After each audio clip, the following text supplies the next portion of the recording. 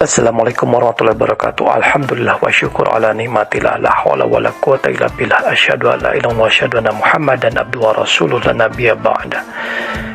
Jadi menjadi pengurus masjid adalah ibadah ya. Tetapi alangkah ruginya kalau pengurus masjid salah satunya misalnya bendaharanya korupsi. Itu bukan bermakna ibadah, tetapi malah akan menjerumuskannya ke dalam siksa api neraka ya. Korupsi itu dalam agama itu disebut kecurangan ya, kecurangan. Banyak ayat yang berbicara tentang kecurangan seperti surah Ali Imran ayat 161 yang artinya yang menyelewengkannya niscaya pada hari kiamat dia akan datang membawa apa yang diselewengkannya itu ya. Koruptor atau korupsi dalam bentuk sekecil apapun, maupun 10.000 rupiah maupun 20.000 rupiah, tidak mengurangi nilai dari korupsi itu sendiri. Itu tetap disebut korupsi ya. Banyak pemuka agama yang melakukan korupsi, terutama di sini yang saya soroti adalah bendahara masjid ya. Bendahara masjid juga bisa melakukan korupsi. Kenapa saya bilang begitu? Banyak bendahara masjid yang menggunakan uangnya bukan untuk masjid. Contoh kecil misalnya, dia bermaksud membantu pengurus yang lain, ya, membantu pengurus yang lain. Misalnya, pinjam dulu gitu. Itu termasuk bagian dari korupsi gitu. Karena digunakan bukan untuk kepentingan masjid gitu. Misalnya untuk taruhlah misalnya disebutnya menolong gitu, menolong pengurus masjid karena kekurangan keuangan. Walaupun sifatnya menolong, tetapi tetap saja kalau tidak disetujui oleh seluruh pengurus masjid lainnya, itu dinamakan korupsi. Ya, apapun bentuknya, maupun menolong, maupun cuma minjam sebentar, atau misalnya menggunakan uang yang bukan semestinya gitu. Walaupun menolong atau meminjam uang masjid misalnya, itu dinamakan menyelewengkan atau korupsi gitu. Kalau kasusnya tidak disetujui oleh seluruh pengurus masjid, jadi ini harus per kasus gitu. Gak boleh misalnya di awal ini boleh tidak digunakan untuk ini gitu. Misalnya disetujui dalam forum gitu kan, oh boleh silahkan gitu kan. Tapi misalnya berikutnya tidak dilaporkan gitu. Karena tidak semua pengurus masjid menyetujuinya, itu dinamakan korupsi juga gitu. Ya, itu bentuk-bentuk kecil gitu ya. Misalnya walaupun dia hanya pinjam sebentar gitu misalnya. Makanya kalau di Malaysia itu uang itu tidak dibawa keluar gitu. Sudah ada mesin-mesin di setiap masjid, itu sudah ada mesin-mesin untuk menaruh uang gitu. Bahkan para pengunjung masjid itu kalau untuk membayar zakat itu tinggal pijit, jadi seperti ATM dia. Masukkan uangnya, masuk ke dalam, kemudian memijit kode-kode tertentu, misalnya ada untuk membayar zakat, misalnya kodenya sekian, bayar zakat, kemudian ada tulisnya, ada pad keyboardnya itu tulis misalnya namanya sekian, jumlahnya sekian, masuk ke dalam gitu uangnya itu. Itu di Malaysia sudah seperti itu, Malaysia, Hong Kong dan lain sebagainya sudah seperti itu.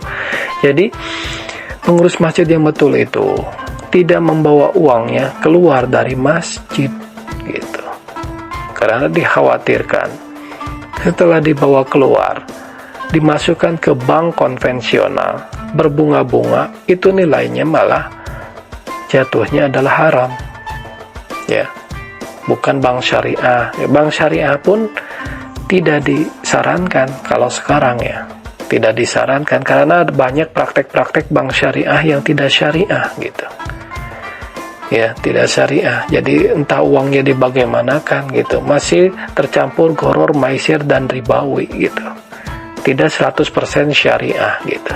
Makanya kalau sekarang metode yang dipakai bahkan di Hong Kong sekalipun ya, di Hong Kong, China, dia sudah menggunakan mesin tertentu ya, mesin jadi untuk menyimpan uang. Jadi jamaat kalau misalnya mau berdonasi, infak, sodakoh, tinggal dipijit, dimasukin uangnya. Mau kertas, mau koin juga bisa.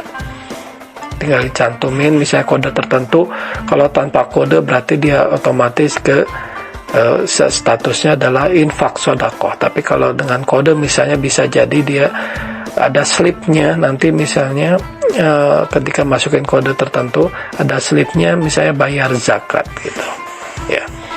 Itu di luar negeri harus seperti itu. Jadi tidak dibawa keluar gitu, apalagi dimasukin ke bank, apalagi dipinjamkan ke uangnya itu dipinjamkan ke pengurus masjid tanpa persetujuan oleh seluruh anggota pengurus masjid. Itu korupsi. Jadi digunakan untuk kebaikan pun harus dengan persetujuan anggota yang lain gitu. Terus dengan persetujuan anggota yang lain per kasus gitu. Jadi bukan di awal juga bukan di akhir gitu. Ya. Jadi harus per kasus gitu. Apalagi kalau tidak digunakan untuk kepentingan masjid gitu. Contoh misalnya dipinjamkan ke orang, kemudian orangnya digunakan untuk beli rokok dan lain sebagainya, itu jatuhnya haram gitu. Apalagi bendahara misalnya, ini untuk ulang rokok jamaah, untuk rokok membeli rokok dalam arti sebenarnya ya rokok gitu. Itu haram jatuhnya gitu.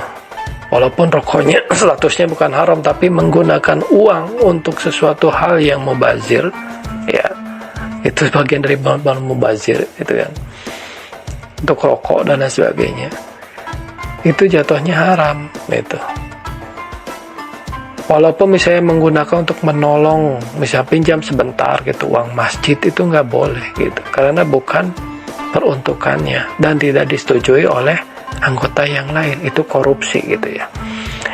Baik, saya akan kemukakan ada Quran surat Ali Imran ayat 161 tadi, yang menyelewengkannya niscaya pada hari kiamat dia akan datang membawa apa yang diselewengkannya itu. Kemudian surat An-Nisa ayat 29 artinya, wahai orang-orang yang beriman, janganlah kamu memakan harta sesamamu dengan cara yang batil atau tidak benar. Ini juga bagian dari korupsi. Kemudian Quran surat Al-Baqarah ayat 188 yang artinya, janganlah kamu makan harta di antara kamu dengan jalan yang batil, dan janganlah kamu membawa urusan harta itu kepada para hakim dengan maksud agar kamu dapat memakan sebagai harta orang lain dengan cara dosa, padahal kamu mengetahui. Nah, ini jalan dosa, suap menyuap, korupsi dan lain sebagainya, itu jalan dosa. Kemudian dalam Al-Quran terdapat beberapa acuan mengenai korupsi. Dalam Quran surat 3 ayat 161, korupsi disebutkan gulul. Secara harfiah gulul itu berarti pengkhianatan terhadap kepercayaan, amanah ya. Berarti ini tidak amanah maksudnya. Memang seperti ditegaskan oleh Syed Hussein Alatos, seorang pemerhati fenomena korupsi, inti korupsi adalah penyalahgunaan kepercayaan untuk kepentingan pribadi atau pencurian melalui penipuan. Nah, dalam situasi yang mengkhianati. Nah, ini bagian dari mengkhianati ya gitu. Mau dia bendahara masjid, mau dia bendahara departemen agama, mau bendahara jamaah haji gitu kan. Jadi mengkhianati kepercayaan. Selain itu juga dalam kitab suci korupsi dideskripsikan dengan al-suh. Jadi Quran surat 5 ayat 42, 62 dan 63. Jadi Quran surat kelima ayat 42, 62 dan 63. Dalam kitab tafsir Ahkam Al-Quran dikutip definisi sahabat Ibnu Mas'ud tentang al-suh ini sebagai menjadi perantara dengan menerima imbalan antara seseorang dengan pihak penguasa untuk suatu kepentingan. Nah, Khalifah Umar bin Khattab mengemukakan pengertian yang sama dengan Ibnu Mas'ud, di mana ia menyatakan al-suh adalah bahwa seseorang yang memiliki pengaruh di lingkungan sumber kekuasaan menjadi perantara dengan menerima imbalan bagi orang lain yang mempunyai kepentingan, sehingga penguasa tadi meluluskan keperluan orang itu. Dalam hadis-hadis Nabi SAW juga banyak rujukan mengenai korupsi, baik menyangkut jenis-jenis korupsi seperti riswah atau penyuapan, penerimaan hadiah oleh para pejabat, penggelapan dan lain-lain, maupun menyangkut kebijakan dan strategi. Nabi SAW dalam memberantas korupsi. Beberapa strategi yang dilakukan Nabi SAW dalam menangani korupsi adalah melakukan pemeriksaan terhadap para pejabat seusai menjalankan tugas. Jadi selain itu Rasulullah SAW berupaya menimbulkan suatu efek psikologis demikian rupa sehingga masyarakat sangat menakuti korupsi. Hal ini dilakukan misalnya dengan penolakan Nabi SAW untuk menyalatkan jenazah koruptor. Cukup disalatkan oleh sahabatnya saja. Jadi koruptor itu akan masuk neraka, termasuk koruptor di masjid gitu ya. Koruptor masjid di Departemen Agama ya. Koruptor di kementerian, koruptor apalagi ini agama ya, tentang agama, Kementerian Agama misalnya kan. Koruptor di MUI, koruptor pemberangkatan haji, itu banyak terjadi itu haji dana-dana haji diselewengkan gitu ya. Yang mengaku notabene beragama tapi tidak beragama. Justru kalau koruptor dalam bidang agama itu hukumannya 2 gitu. Karena dia mengetahui bahwa korupsi itu tidak baik gitu. Banyak para pengurus masjid, even bendahara dan lain sebagainya menggunakan uangnya dengan leluasa gitu. Saya pinjam dulu sebentar gitu, nanti pun saya dikembalikan. Itu pun termasuk bagian dari korupsi gitu. Walaupun untuk menolong orang gitu, karena bukan termasuk peruntukannya gitu. Yang tadi saya bilang bahwa menyimpang atau mengkhianati kepercayaan gitu. Itu penipuan juga, pencurian, penipuan gitu. Nah, riswah ini akan mendapat laknat Allah, dan sedekah serta infak hasil korupsi tidak diterima oleh Allah. Jadi kalau orang yang bersedekah pun, tetapi kalau uangnya dari hasil korupsi, itu tidak diterima oleh Allah gitu. Jadi Nabi bersabda, dari Ibnu Umdad diriwayatkan bahwa ia berkata, sesungguhnya saya mendengar Rasulullah SAW bersabda, tidak diterima salat tanpa wudhu dan sedekah dari hasil korupsi atau gulul. Hadis riwayat Muslim. Sekali lagi, sesungguhnya saya mendengar Rasulullah SAW bersabda, tidak diterima sholat tanpa wudhu dan sedekah dari hasil korupsi, gulul. Jadi jangan disalah gitu. Misalnya untuk menutupi korupsinya, ya seorang bendahara masjid misalnya memberikan sedekah, itu tidak diterima gitu. Hadis riwayat Muslim gitu. Rasulullah juga memperingatkan agar koruptor tidak dilindungi. Jadi tadi patokannya 1/4 dinar ya. Tadi kalau nggak salah 1/4 dinar. Jadi sudah dianggap korupsi, jadi 1/4 dinar ya. Saya jelaskan sedikit ya tentang korupsi secara umum. Jadi dari perspektif agama, korupsi sangat bertentangan dengan nilai-nilai kejujuran dan keadilan. Jika demikian, sudah sepatutnya semua agama merasa prihatin terhadap korupsi sebagai sebuah penyimpangan dari nilai kejujuran. Karena Islam melalui sejumlah ayat dan hadis memberikan kecaman dan ancaman serius bagi pelaku korupsi, segala yang berbau curang. Ya. Di masjid, curang itu bisa terjadi di masjid, di Kementerian Agama, di tempat-tempat yang beragama gitu juga gitu ya. Anehnya, kendati Islam dan agama-agama lain telah mengecam tindakan koruptif, praktek korupsi ini telah berjalan terus dan bahkan berkembang secara meluas. Korupsi dan kolusi beserta seluruh jelmaannya, nepotisme, suap menyuap, monopoli, oligopoli, penyelundupan, pengurangan, penyunatan, markup, pungutan liar setengah dan setengah rame, penjualan sumber daya alam yang secara ilegal, perampokan hak-hak rakyat adalah sejumlah tindakan curang yang semakin marak di negeri ini. Jadi markup dana, jadi banyak pengurus masjid melakukan markup dana, misalnya mengajukan proposal dengan markup dana gitu ya, markup dana. Jadi diada-adain gitu, yang harganya sekian ditambah-tambahin, ya markup dana gitu, itu namanya gitu. Harga genting sekian ditambah-tambahin gitu. Misalnya harga besi sekian tapi ditambah-tambahin nilainya gitu. Ya, jadi itu praktek korupsi itu di mana saja terjadi gitu ya.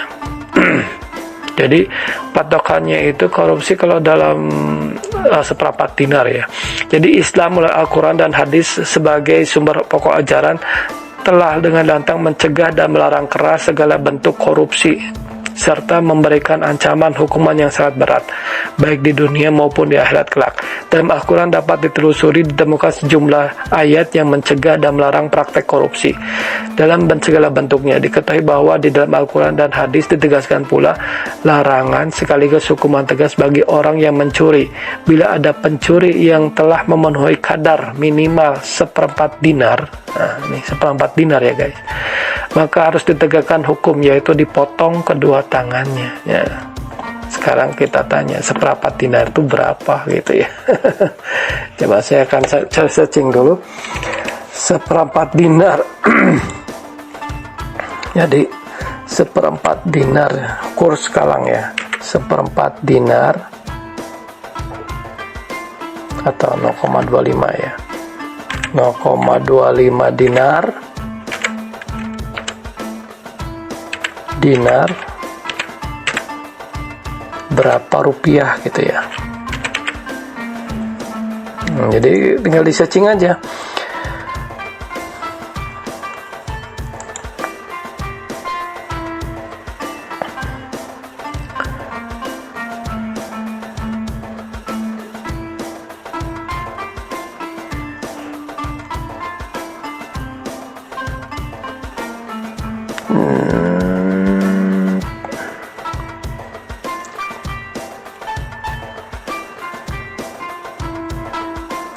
Satu koin dinar Australia itu 91 per jam di PT Aneka Tambang Tbk Antam itu seharga 3.527 ya.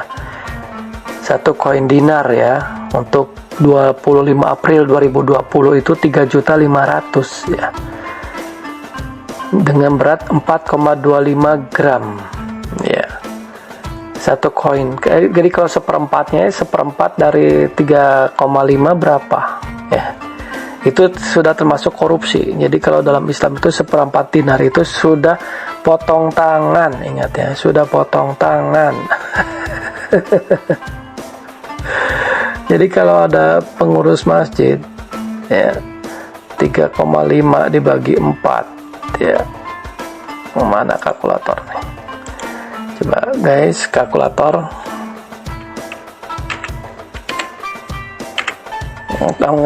Anggap aja 3,6 ya, 3,6 dibagi 4 9 ya. 900.000 berarti ya, 900.000. 900.000 itu termasuk korupsi potong tangan guys.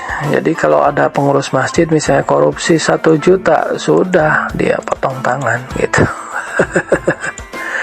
Jadi hati-hati ya guys ya. Jadi ini patokan dalam Islam, kadar minimal seperempat dinar maka harus ditegakkan hukum, yaitu potong kedua tangannya gitu ya guys. Jadi banyak kejadian jadi koruptor di Indonesia, di dalam agama pun ya gitu. Banyak hadis-hadis ini yang sudah merajalela nih kan. Quran surat Al-Maidah ayat 33, segala perbuatan destruktif fasad termasuk korupsi pelakunya diberi hukuman mati. Nah, dari sudut hukuman, Islam melakukan hukuman potong tangan bagi pelakuan pencurian, maka hukum bagi koruptor tentu harus lebih tegas dan menjerakkan. Jika mengacu Quran surat Al-Maidah ayat 33, segala perbuatan destruktif fasad termasuk korupsi pelakunya diberi hukuman mati atau disalib atau dipotong tangan dan kakinya secara bersilang, atau paling rendah diusir, diasingkan atau dipenjara. Korupsi jelas-jelas tindakannya merusak semua sistem. Ia tidak saja merusak tatanan ekonomi tetapi juga sosial, politik, hukum dan juga moral. Ya. Jadi waktu iman. Jadi korupsi itu bisa terjadi di segala hal, di departemen agama, di tempat orang yang merasa bermoral sekalipun, di masjid-masjid itu banyak bendahara-bendahara yang menyelewengkan penggunaan uang gitu ya. Even if dia cuma untuk bantu misalnya, itu kalau itu bagian dari penipuan gitu ya. menggunakan uang, saya gunakan sebentar nanti juga dikembalikan. Itu tidak boleh, guys. Banyak kejadian di tetangga saya di mana gitu.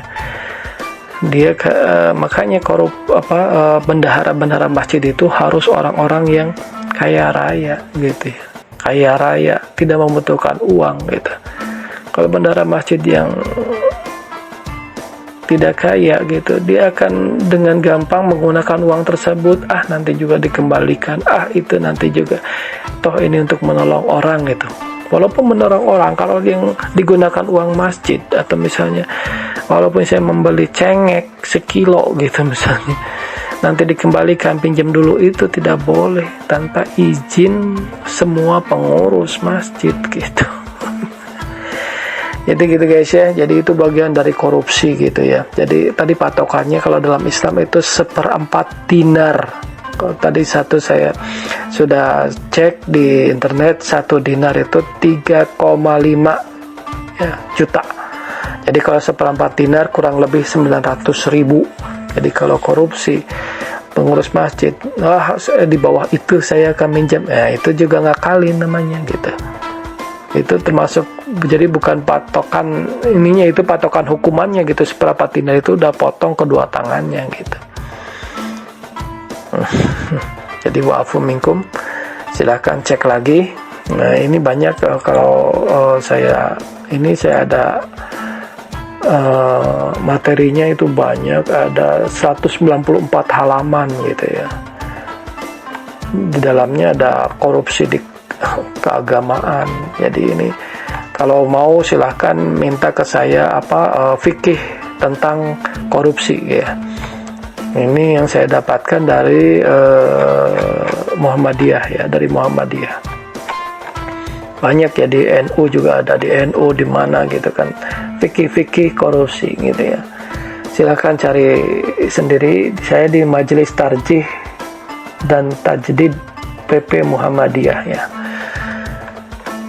Tapi itu yang 1/4 dinar itu bukan dari PP Muhammadiyah ya, itu banyak ya di patokannya. Jadi saya cari fikih tentang korupsi kita dimanapun ya, termasuk di dalamnya korupsi di kepengurusan masjid ya. Jadi sangat disayangkan orang yang menyukai atau suka atau menggeluti dalam bidang agama tapi korupsi gitu, walaupun cuma sekedar menolong orang gitu ya.